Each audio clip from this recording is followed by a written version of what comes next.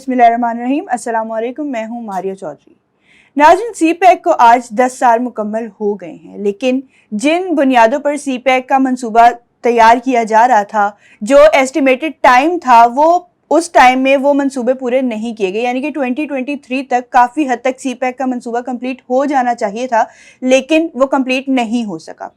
मुतअद्दिद factors इसमें सामने आ रहे हैं, जैसे एक तो कोरोना वायरस का, जब पूरी दुनिया की ही मईशत, पूरी दुनिया के ही ममालिक एक तरह से बैठ गए थे, कहीं पर कोई काम नहीं हो रहा था, माशी सूरत हाल सारे मुल्कों की ही तबाहकुन थी, जिसकी वजह से सीपैक भी मुतासर हुआ। पाकिस्तान और चाइना भी उससे मुतासर हुए, क्योंकि कोरोना वायरस चाइना से ही शुरू हुआ था। अब ये सारे मामला तो चल रहे थे, लेकिन मौजूदा हुकूमत का कहना यह है कि सीपैक में जो रुकावटें आई वो पिछली हुकूमत की वजह से आई थी। उन्होंने उस पर तवज्जो नहीं दी, उन्होंने उस पर काम नहीं किया। अब 10 साल मुकम्मल हो गए हैं, ये मंसूबा काफ़ी हद तक कंप्लीट हो गया है। 2050 तक कहा यह जा रहा है कि ये पूरा कंप्लीट हो जाएगा। अब देखना यह है कि ये कब तक कंप्लीट होता है और इसकी वजह से हमारी आवाम को क्या क्या फ़ायदे होते हैं, तमाम खित्तों में क्या फ़ायदे पहुंचा पाता है ये। एक तो सीधी सी बात है कि इससे नौकरियां बहाल होंगी लोगों की, जो अनएम्प्लॉयमेंट वाला मसला है हमारा वो ख़त्म होगा, हमारी मईशत बेहतर होगी और दोस्ती तो हमारी चाइना से बेहतर हो ही रही है। जिस तरह वज़ीर आज़म साहब ने भी कहा कि पाकिस्तान और चाइना आयरन ब्रदर्स हैं और ये लोग साथ रहेंगे, हम साथ रहेंगे और हम साथ मिलकर अपनी मईशत को आगे बढ़ाएंगे, अपने मुल्क को मुस्तहकम करेंगे। अब जानते हैं हमारे मेहमान से कि क्या इंडिया चाइना और पाकिस्तान की दोस्ती में आड़े आ रहा है, क्या इंडिया सीपैक से कोई रुकावट बन रहा है सीपैक वाले मामले में। जिस तरह वज़ीर आज़म साहब ने इंडिया को ये मशवरा दिया है कि आप जले नहीं, हसद ना करें, लेकिन आप उससे फ़ायदा उठा सकते हैं, तो आप फ़ायदा उठा लें बजाय इसके कि आप रुकावट बन रहे हैं। तो जानते हैं कि क्या सीपैक के मामले में रूस रुकावट बनेगा, IMF वाला मामला रुकावट बनेगा या फिर इंडिया रुकावट बनेगा। इन सारे सवालों के जवाब देने के लिए प्रोग्राम आज की बात में हमारे साथ मौजूद हैं सरदार शौकत पोपलज़ई, जो कि बलोचिस्तान इकोनॉमिक फोरम के प्रेसिडेंट हैं। उनसे जानते हैं कि ये सारा मामला क्या है और वो इसको किस तरह से देखते हैं। अस्सलाम वालेकुम सर, बहुत बहुत शुक्रिया कि आपने हमें प्रोग्राम में ज्वाइन किया। थैंक यू सर, ये बताइएगा कि सीपैक को 10 साल मुकम्मल हो गए हैं, लेकिन ये फिर भी पाकिस्तानियों की तवक्कुआत पर पूरा नहीं उतरा, इसकी क्या वजूहात हैं?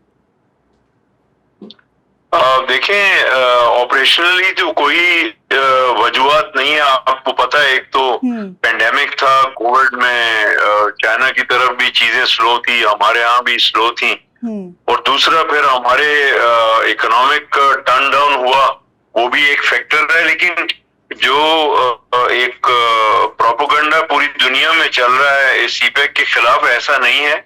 सीपैक रवाना है और इंफ्रास्ट्रक्चर बन रहा है। आपको पता है, एनर्जी प्रोजेक्ट्स ऑलमोस्ट कंप्लीट हो चुके हैं, और जो मेन कंपोनेंट है सीपैक का, जिस पे फ्यूचर लाई करता है, वो ग्वादर है। माशाल्लाह ग्वादर में पोर्ट बन चुका है, एयरपोर्ट वहां का रेडी है और डेवलपमेंट हो रही है। सर, आपके ख्याल में इसमें क्या रुकावटें हायल हुई हैं, क्योंकि हमारी सियासी सूरत हाल भी काफ़ी ज़्यादा नासाज है और पिछली हुकूमत पर बहुत ज़्यादा मलबा डाला जाता है कि उनकी वजह से ये प्रोजेक्ट जो है ये आगे नहीं बढ़ सका, इस पर काम नहीं हो सका। बहुत हद तक ये प्रोजेक्ट 2023 तक कंप्लीट हो जाना चाहिए था, लेकिन नहीं हो सका, ये डिले होता गया। एक तो फैक्टर कोविड हो गया, दूसरा क्या आप समझते हैं कि सियासी सूरत हाल भी इस पर इम्पेक्ट की है? लेकिन सियासी सूरत ये तो स्टेट टू स्टेट आपको पता है एग्रीमेंट है, इसमें सियासी पार्टी तो कोई भी होगी, स्टेट तो वहां मौजूद है, तो आपको ऑनर करना एग्रीमेंट आपने किया है। और वो चाइना वैसे भी पाकिस्तान का मेहरबान है, हर तंग वक्त में काम आता है। मैं ये नहीं समझता हूं कि पॉलिटिकल या कोई ऐसा इशू होगा। फिस्कल इशू जरूर हो सकते हैं। फिस्कल इश्यूज मीन चाइना के, आप देखिए एनर्जी प्रोजेक्ट्स जो हैं वो रन हो रहे हैं, अब वो सर्कुलर डेट में वो भी शामिल है, उनको भी प्रॉब्लम हो रही है अपने प्रोजेक्ट्स रन करने में। तो इसी तरह जो कॉन्ट्रैक्टिंग प्रोजेक्ट्स हैं जो चाइना ने या हमारे लोकल कॉन्ट्रैक्टर्स ने बनाना है, उनकी फिस्कल पेमेंट्स जो हैं वो उसमें डिले है, वो भी एक डिले का फैक्टर हो सकता है। मैं नहीं समझता कि सियासी कोई इसमें कोई ऐसी चीज है जिसको मैं समझूं कि सियासत की वजह से ये चीज स्लो डाउन हो रही है, ऐसा नहीं है। लेकिन सर, मौजूदा हुकूमत भी पिछली हुकूमत पर सारा इल्ज़ाम आयद कर रही है कि उनकी वजह से ये प्रोजेक्ट्स हैं ये रुक गए थे, उन्होंने काम आगे नहीं बढ़ने दिया। तो ये क्या समझते हैं आपके, क्या वाकई ऐसा कुछ है? देखिए, पिछली गवर्नमेंट से 2-3 जो मिस्टेक और वो वाजे हैं, उससे ज्यादा मैं नहीं समझता कि कोई ऐसी चीज हुई। एक तो उन्होंने सीपेक अथॉरिटी बनाई जो इररेलेवेंट थी जी। तो आप देखें जो मिनिस्ट्रीज इस प्रोजेक्ट को रन कर रही थी उन पे अननेसेसरली प्रेशर आया और डिसीजन में डुप्लीकेशन हुई, डिसीजन मेकिंग में डिले हुआ। ये उनका मेजर एक मिस्टेक थी, उनको ऐसा नहीं करना चाहिए था। और अल्टीमेटली आप देखें जब ये गवर्नमेंट आई तो सीपेक अथॉरिटी को वाइंड अप कर दिया गया। ये एक उनका मेन था। दूसरा ये कि उनका जो मेन टारगेट था वो डिफरेंट इकोनॉमिक्स थी।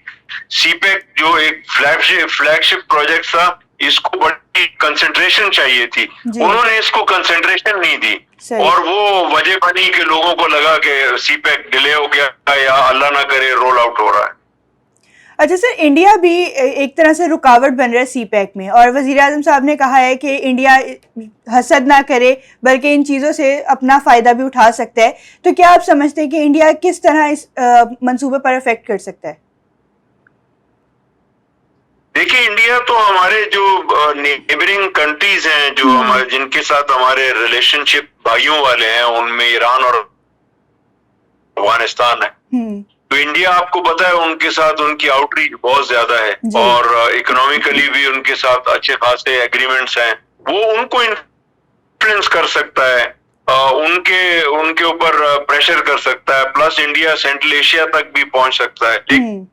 लेकिन एक बात बड़ी पॉजिटिव है कि अल्टीमेटली अगर इंडिया सोच रहा है और इस चीज पे कायल है कि वो किसी वक्त में इकोनॉमिक पावर बनेगी, तो वो एनर्जी के बगैर इकोनॉमिक पावर नहीं बन सकती है।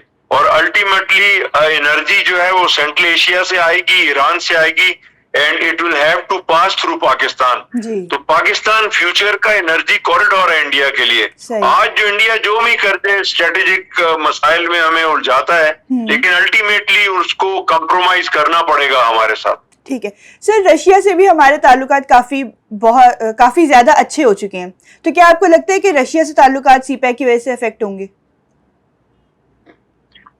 आई डोंट थिंक सो, क्योंकि रशिया चाइना तो एक ब्लॉक में हो गए अब, तो कोई वरी की सिचुएशन नहीं है उसमें। सही। और सीपैक क्योंकि बेल्ट एंड रोड इनिशिएटिव का एक फ्लैगशिप प्रोजेक्ट है, तो आप देखें कि BRI जो है वो तो पूरे सेंट्रल एशिया में है, अफगानिस्तान में आ गया, ईरान में आ गया, ऑनवर्ड टर्की, यूरोप तक पहुंच। तो सीपैक तो अल्टीमेटली कनेक्टिविटी आपकी ऑटोमेटिकली हो जाए। अच्छा सर, IMF से अभी हमारा मुआहिदा हुआ है, मतलब 15 जुलाई को वो डील मैच्योर होगी, तो IMF और सीपैक का कोई आपको लग रहा है कि होगा कोई कॉन्फ्लिक्ट होगा या ये बेहतरी की तरफ जाएगा मामला? नहीं, इंशाल्लाह मैं नहीं समझता हूँ कि मल्टीलैटरल इंस्टीट्यूशंस जो है वो हो सकता है कॉल इन्फॉर्मेशन करते हो कि आप सीपैक में क्या कर रहे हैं, जो पैसे मिलेंगे आप सीपैक की पेमेंट्स तो करेंगे, ये हो सकता है। लेकिन आई डाउट कि कोई भी मल्टीलैटरल इंस्टीट्यूशन जो पाकिस्तान की इकोनॉमिक्स को सपोर्ट करता है वो सीपैक के मुखालिफ होगा, ऐसा नहीं हो सकता। सही। अच्छा सर, आखिरी सवाल कि पाकिस्तान के तमाम खित्तों को सीपैक कैसे मुतासिर करेगा, मतलब क्या फायदा पहुंचेगा तमाम खित्तों को सीपैक से?